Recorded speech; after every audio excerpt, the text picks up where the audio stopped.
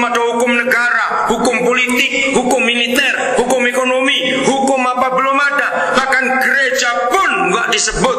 Tapi kejadian 1, kejadian 2, Bapa di sorga bicara tentang keluarga.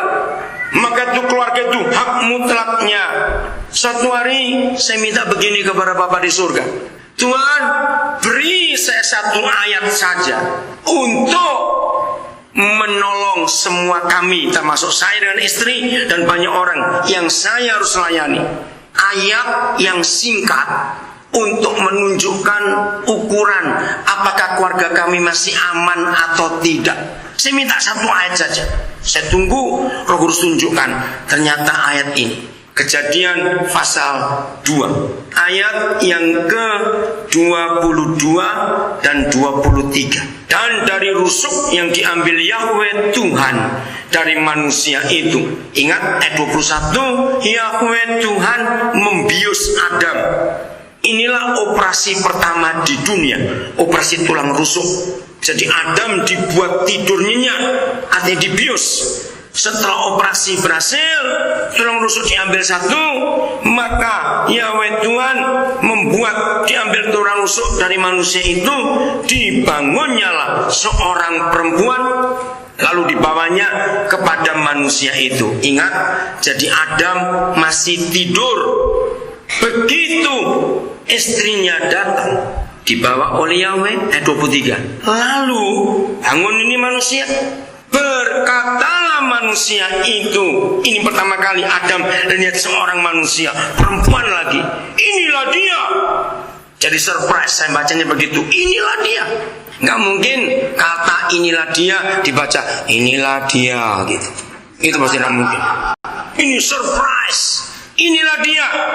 Tulang dari tulangku dan seterusnya. Yandi dan Yuan, ayat ini baru berlaku tahun ketiga pada pernikahanmu. Kenapa tahun ketiga? Dengarkan ibu bapak sudah menikah. Ayat ini hebat, menjadi barometer rumah tangga kita. Mulai besok ibu-ibu bangun terlambat dikit dari suami, supaya suami bangun duluan. Untuk apa? Suami, inilah barometer rumah tangga kita. Orang bangun tidur itu masih asli, betul tidak? Karena belum dipoles semuanya. Nah, suami-suami dengar, begitu kita melek bangun pagi, lalu lihat ada seonggok daging di samping kita, reaksi pertama kita begitu melek itu kagum. Wah, inilah dia, atau ih, gemuk sekali nih orang. Yang mana reaksi kita? Ini serius. Saudara, firman ini hebat sekali, katakan amin. Kalau suami-suami mulai mengagumi istri tetangga, matilah kita. Bertobat dalam nama Yesus.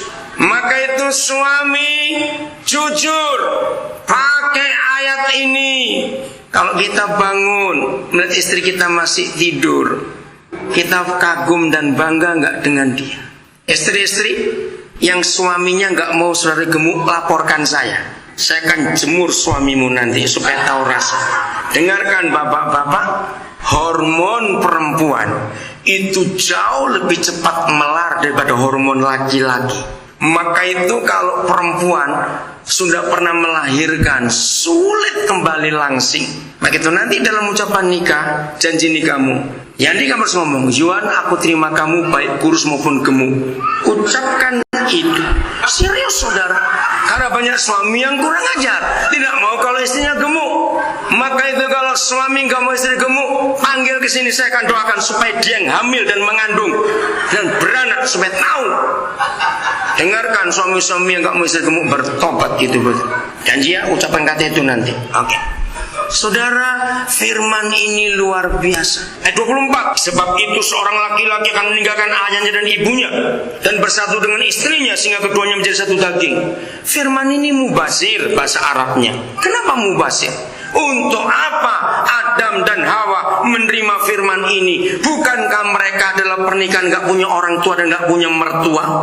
Nanti waktu anak-anak berlutut diberkati, orang tua ada di belakang anak-anak. Kenapa? Dengarkan. Begitu anak-anak menikah, orang tua tidak punya hak untuk menyampuri rumah tangga dan hidup mereka.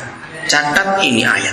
Jauh sebelum ada masalah keluarga, ternyata hampir 80% masalah rumah tangga orang timur itu ketika orang tua mencampuri rumah tangga anak, saudara. Mengapa pernikahan harus menggunakan negara? Cuma 2 orang aja harus ada negara dilibatkan catatan sipil. Karena di hadapan Tuhan, setiap rumah tangga itu ukurannya, nilainya adalah negara. Jadi Ibu Purba, Bapak Purba, Ibu Sinaga, sebentar lagi anak saudara ini akan membentuk negara baru. Negara tua tidak boleh mencampuri. Itu namanya invasi. Dan invasi itu perang. Janji, ini hukumnya. Berdiri di belakang anak nanti, katakan, Tuhan, ini tanggung jawab saya sudah selesai. Kalian kalau terjadi apa-apa dalam pernikahan, tidak boleh cerita kepada orang tua. Harus cerita kepada gembala, pemimpin rohani kalian. Kenapa? Dengarkan. Sesalah-salahnya menantu, sesalah-salahnya anak. Orang tua bela anak atau bela menantu? Ya pasti anak. Nah ini yang gak boleh. Maka itu hukum ini sempurna sekali. Ayat 25. Mereka keduanya telanjang, manusia dan istrinya itu, tetapi mereka tidak merasa malu. Ini pun mubasir. Kenapa? Semua orang tahu, seharusnya firman ini gak usah diucapkan oleh Yahweh. Sebab semua orang tahu, bukankah Adam dan Hawa itu masih telanjang karena zaman itu belum ada pabrik tekstil. Tapi kalau ini difirmankan, ternyata inilah hal yang mutlak dalam pernikahan. Kata telanjang di ayat 25 tidak berbicara tentang seks sama sekali. Tidak. Tapi bicara 2 hal. Catat, baik sudah menikah maupun yang belum. 1, Yandi dan Yuan, ini bicara tentang komunikasi. Ya, kata telanjang bicara komunikasi. Yang kedua bicara keterbukaan atau kejujuran. Ini kata telanjang di ayat 25, Ibu Pak. Oke, saya mulai dengan komunikasi dulu. Yang menikah satu suku saja seringkali bermasalah, apalagi beda suku. Nah, untuk mempersingkat, tahun Januari 92 saya baru menemukan sebuah buku yang saya cari bertahun-tahun. Mengapa kucing dan anjing ribut terus kalau ketemu, sehingga kalau ada suami istri menikah ribut terus, oh, kamu kayak kucing dan anjing saja. Ternyata mereka 2 nggak punya penterjemah. Komunikasi mereka terputus. Maka itu penting komunikasi. Ngomong cerita apa saja, nggak ada alasan nggak komunikasi. Sangat ada SMS, banyak yang gratis kok. Awas sampai nggak komunikasi kalau terpisah karena sesuatu hal. Kucing dan anjing itu bahasanya pada ekornya. Betul? Yang punya anjing pasti tahu. Kalau anjing itu lagi gembira, ekornya goyang. Betul? Tapi kebalikan dengan kucing, justru kalau dia marah, ekornya goyang. Nah, karena mereka binatang tidak bisa senyum, jadi tidak tahu ini marah atau senang.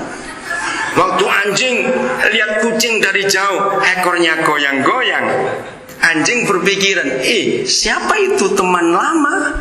Karena anjing lihat ekornya kucing goyang-goyang, dikira teman. Karena bahasanya anjing, ekor goyang itu senang. Tapi kucing lihat dari jauh, anjing ekornya goyang-goyang, dia tersinggung. Siapa dia?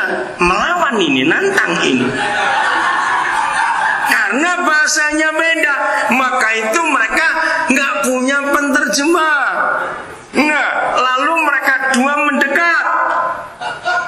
Anjing mendekat dengan maksud berteman, tapi kucing mendekat dengan maksud ini bermusuhan. Nah, komunikasi penting. Tidak boleh tidak. Kata telanjang adalah berkomunikasi, dimengerti semuanya. Yang kedua, kejujuran. Ini penting, saudara.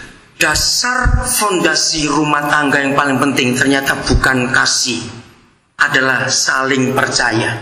Betul tidak, saudara? Untuk apa menikah nggak saling percaya? Maka itu setelah menikah tidak boleh ada rahasia sedikit pun. Kata telanjang artinya terbuka. Ini aku.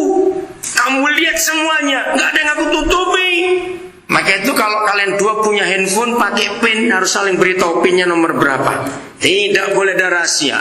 Kalau punya alamat email harus kasih tahu passwordnya.